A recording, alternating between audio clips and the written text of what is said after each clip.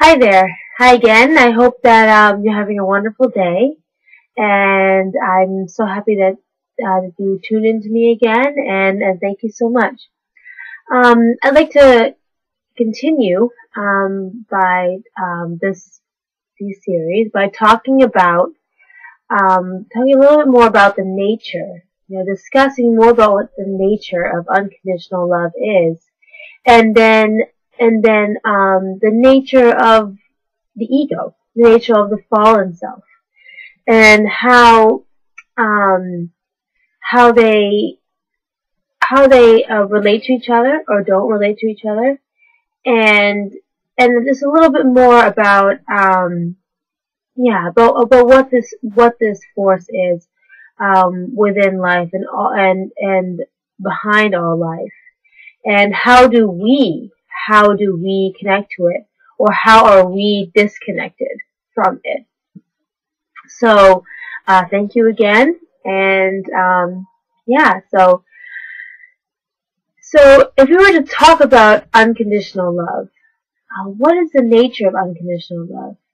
It's been said that the nature of unconditional love, or this force in the universe, the Buddha has said that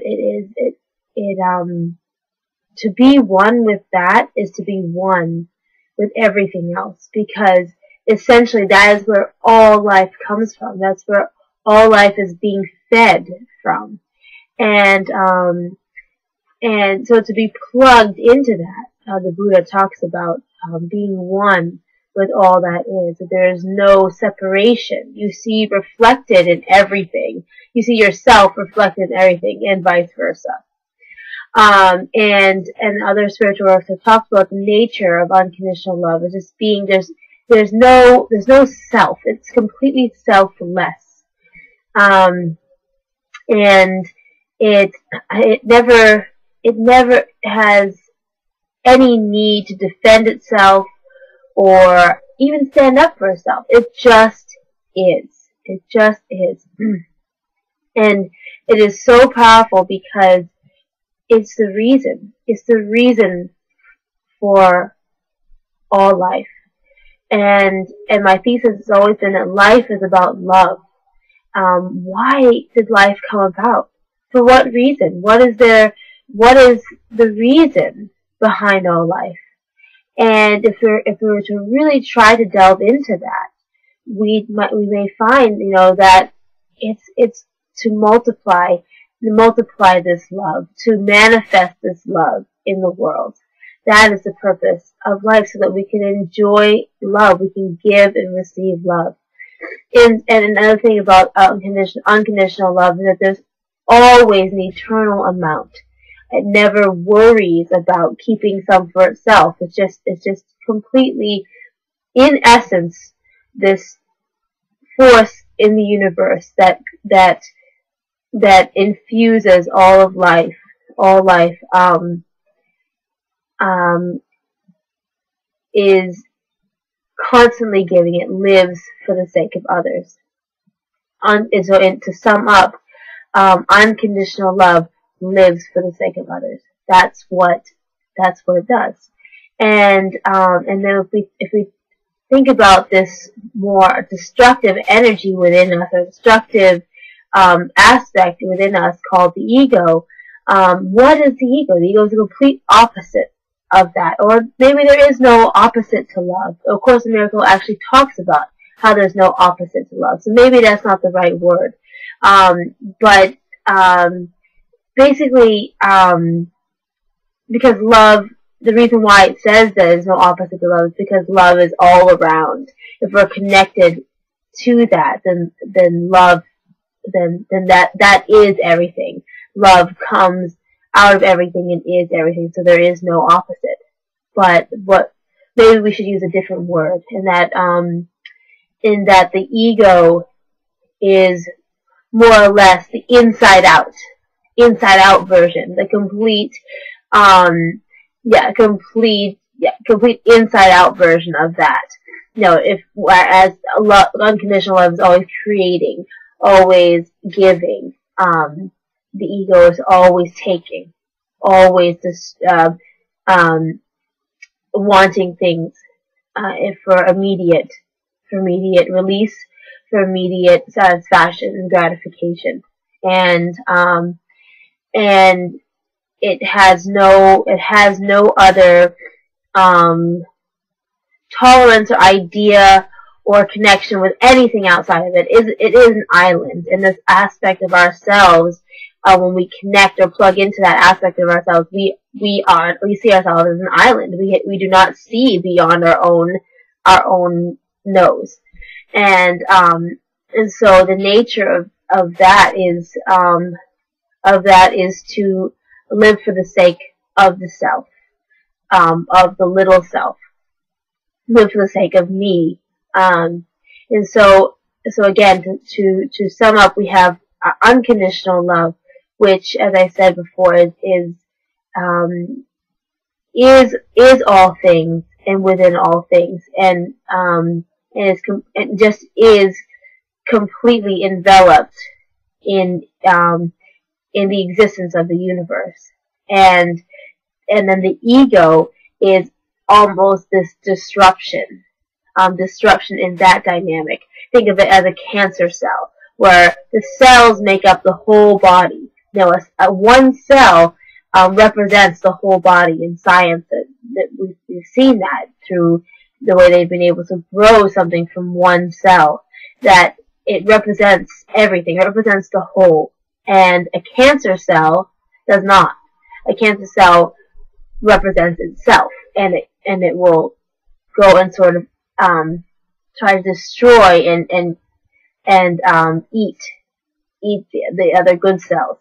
So this is what the ego is. And if we're gonna talk about the ego a little bit more after this, and talk about just go a little bit more into its nature to try to understand how it works. And we're gonna call that those nature actually divided up into 4 natures, called the 4 fallen natures, and that this originally was taken from is taken from the divine principle, which is a holy scripture, spiritual work. But I like to use it because it is a very clear and substantial way of describing the ego and understanding this destructive aspect of ourselves, in order to then understand how to overcome it, understand how to transform ourselves. Yeah. So as I said, I'm going to start talking about that probably in the next video. These videos are very short, since it only to upload them, and it can only be very short. So, but I'd like to just go back a little bit and talk about this source, this original force that is all things, that is essentially unconditional love, and how we strive to plug into that, and essentially humanity has developed ways in order to tap into that. And just like working out a muscle, just like training for a dance, just like training for anything, we have to work on our spiritual muscles. There is the principles of the universe that forces driving us, that we don't need to make our hearts beat. It just does. That is the force of life. That is the force of life. And then it's us plugging into that and working together through our own will, through our free will, to aspire to something greater. Yes. So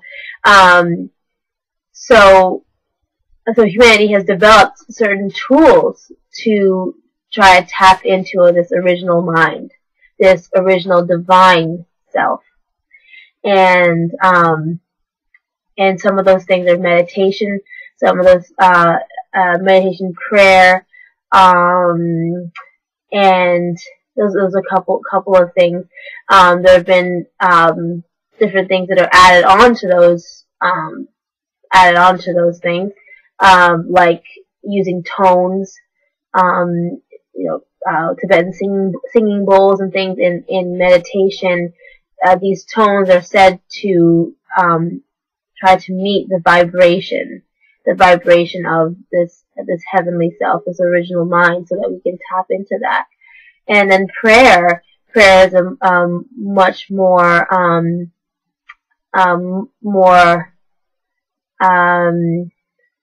I would say external way, or if you were to say meditation is more the internal, and prayer is more the external. Both are needed. One is not better than the other, but that prayer, it does come out of the Christian tradition, but there's also Christianity came out of the ancient Hebrew tradition. So prayer is also a very powerful way to tap into this love, this source, to reach out with our hearts, and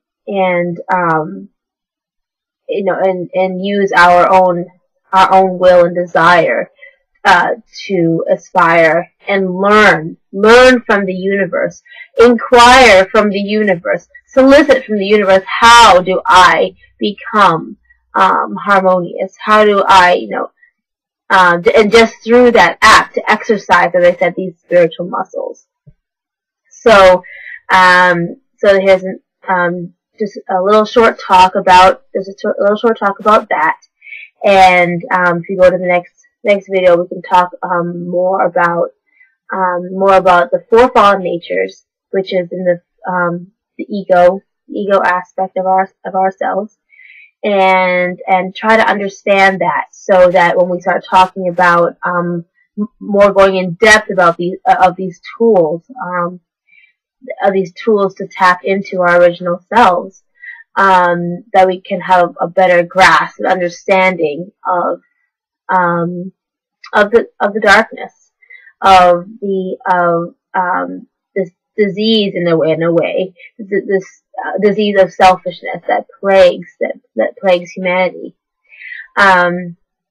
So keep following me, and we'll keep talking.